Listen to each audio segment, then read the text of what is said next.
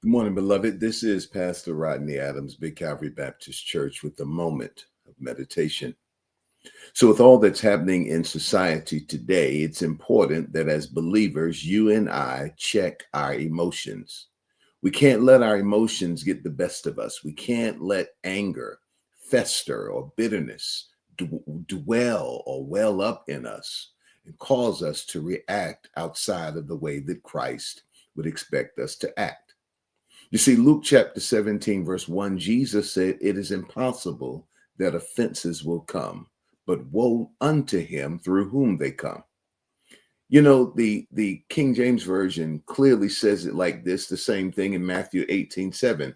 "Woe unto the world because of offenses, for it must needs be that offenses come, but woe to that man by whom the offense cometh." In other words, what Jesus is saying is that if you live in this world, you're going to be offended. Things are going to come to try to disturb your emotion. But the Bible tells us as believers that we have to be different. Romans chapter 12, verse 2 says that we ought to be not conformed to this world, but be transformed by the renewing of our minds, that we may prove what is that good, acceptable, and perfect will of God. You see, beloved, the Bible says in 2 Corinthians chapter 10, verse 3, "For though we walk in the flesh, we do not war after the flesh.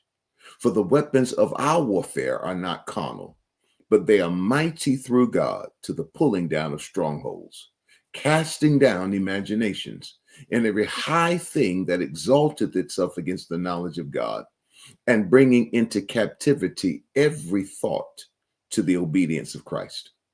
Just because a thought comes into your mind, beloved, doesn't mean you have to act on it or make it reality. Just because an emotion comes against you doesn't mean that you have to accept it. You see, Proverbs chapter 23 and verse 7 says, "For as he thinketh in his heart, so is he."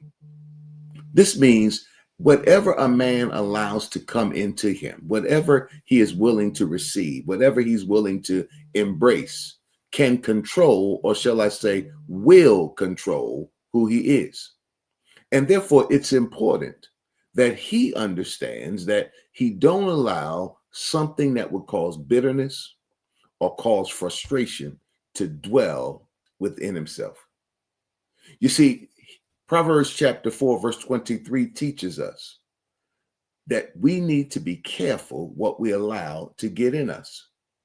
The word tells us very clearly that we need to keep our hearts with all diligence, for out of it are the issues of life.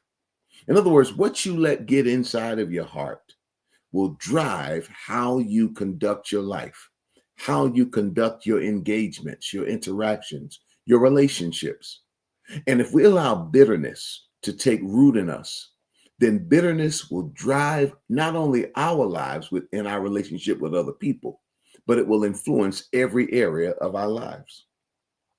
James chapter 3, verse 14 says, "If you have bitter envying and strife in your hearts, glory not and lie not against the truth.